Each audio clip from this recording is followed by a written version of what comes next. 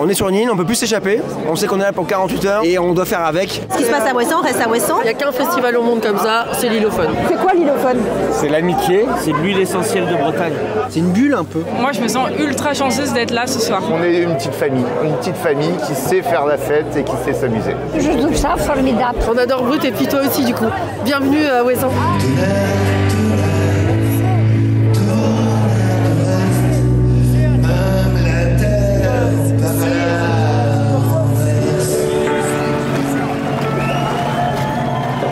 Moi, c'est Clémentine, je suis reporter chez Brut et j'adore la Bretagne. Alors quand on m'a proposé de partir 3 jours pour un festival musical sur l'île d'Ouessant, j'ai dit oui.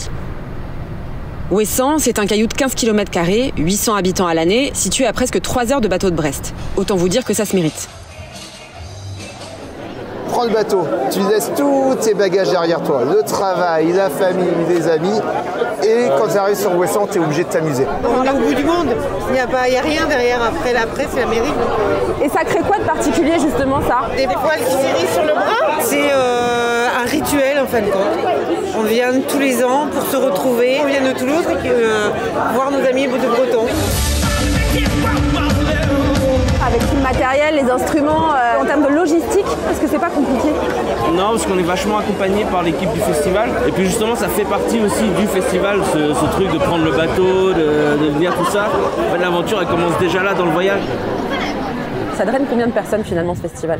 3000 personnes. Moi, est-ce qu'on fait pour accueillir, nourrir, gérer 3000 personnes sur une île qui a l'habitude d'en avoir plutôt 600, 800 quoi. Tout le monde est au taquet, les commerces connaissent bien la date de l'Ilophone et font aussi en mesure. Sur le festival, on propose quand même pas mal de restauration pour le soir, parce que les restaurants jouent le jeu, ils sont tous fermés le soir sur l'île. Le logement, ça c'est pour ceux qui veulent dormir en dur et pas au camping pendant le festival.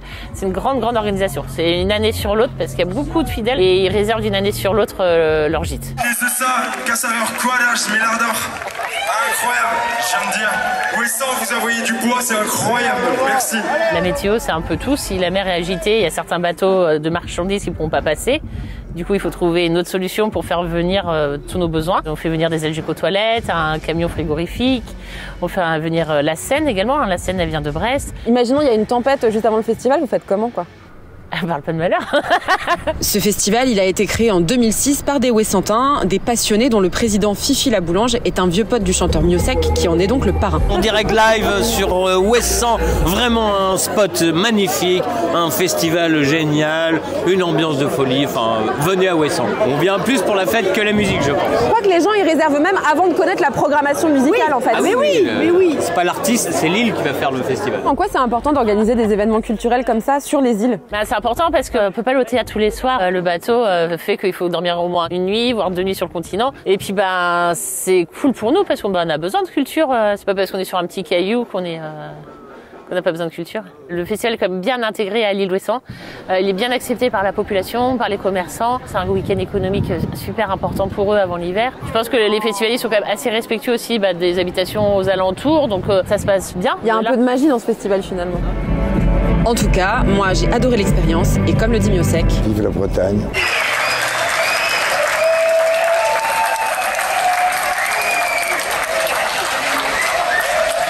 That's the song.